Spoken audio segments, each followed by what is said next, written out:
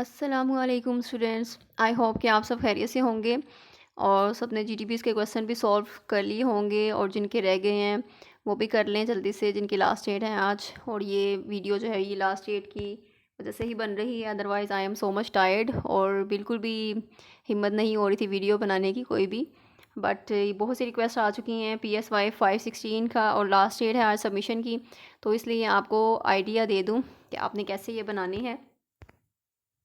Statistics in psychology, तो first of all आप statements read करें एंड कॉन्सेप्ट उसका समझें कि आपने उसको आंसर कैसे करना है, कैसे सॉल्व आउट करना है उसे। तो run independent sample t test होता है आपका स्टैटिस्टिकल टेस्ट, ठीक है, जो कि आपके मीन को फाइंड आउट करता है, मीन्स को, जो कि टू सैम्पल्स के मीन्स को आपको कंपेयर करता है, फाइंड आउट करता है, ये स्टैटिस्टिकल टेस्ट होता है। तो आपने इंडिपेंडेंट सैम्पल रन करने के लिए ये टी टेस्ट का रिसर्चर एज्यूम करता है that scores are obtain from a random sample. जो स्कोर्स हैं वो हम लेते हैं, ऑब्टेन करते हैं रैंडम सैम्पल से फ्रॉम द पॉपुलेशन, ठीक है। तो ये हम इसका जो है वो टी सैम्पल का टी टेस्ट मतलब करते हैं। तो जो रैंडम सैम्पल है, रैंडम सैम्पल क्या होता है? रैंडम सैम्पल में हम एक सैम्पल लेते हैं, पॉपुलेशन का एक सबसेट लेते हैं, जिससे आप कहते हैं कि उसके पास हर एक पॉपुलेशन में हर मेंबर में हर एलिमेंट को इक्वल चांस होता है उनके पास कि वो सिलेक्शन का, कि वो सिलेक्ट हो सकते हैं उसमें सैम्पल में। तो ये चीज़ें उन सबके पास इक्वल चांस होता है सिलेक्शन का। और ये रैंडम सैम्पल हम लेते हैं।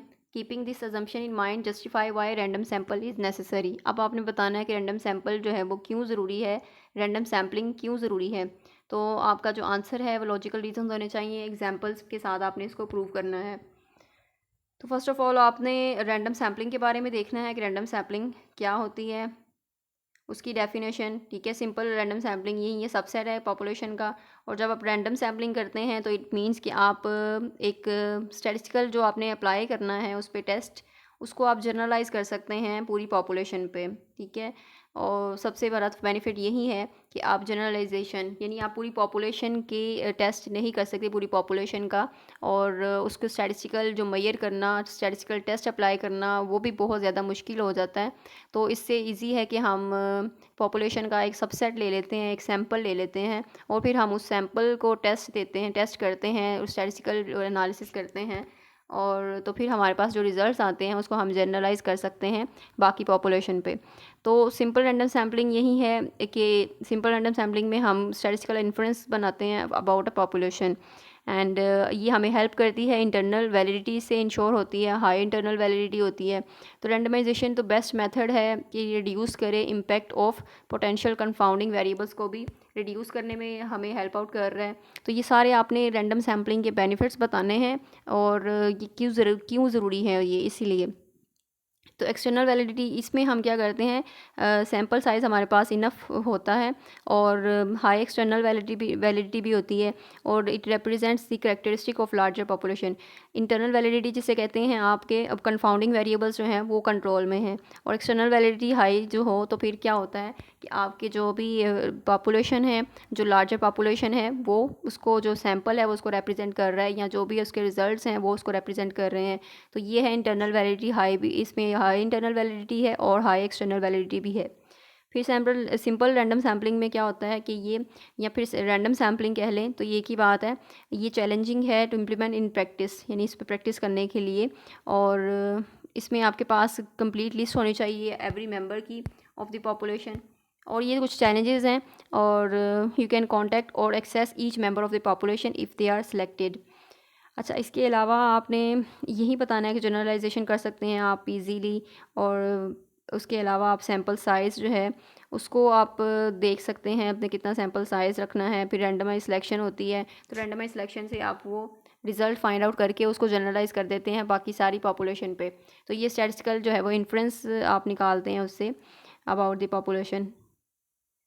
ये चीज़ है हमारे पास, यानी आपने इसको बेनिफिट्स वगैरह उसके बताने हैं, आपने अब आंसर करना है, जस्टिफाई करना है उसको, लॉजिकल रीजंस बताने हैं कि अगर आप ये ना करें, एक सैंपल ना बनाएं, रैंडम सैंपल ना बनाएंगे, तो आपने जो भी आप पॉपुलेशन होगी उसको आपने कैसे आप करेंगे, उसको टेस्ट वगैरह स्टैटिस्टिकल एनालिसिस उस पर अप्लाई करेंगे, तो ये चीज़ बहुत ज़्यादा मुश्किल हो जाएगी। तो इसीलिए हम रैंडम सैम्पलिंग जो है वो यूज़ करते हैं। और ताकि इसमें बायस जो है वो ना डेटा जो है आपका बायस ना हो, रिजल्ट्स आपके बायस ना हो, तो इसीलिए रैंडम सैम्पलिंग की जाती है। रैंडम सैम्पलिंग में हर जो है वो एलिमेंट को इक्वल चांस होता है उनके पास कि वो सिलेक्ट हो सकें। तो ये है कि रैंडम सैम्पलिंग ज़रूरी है। और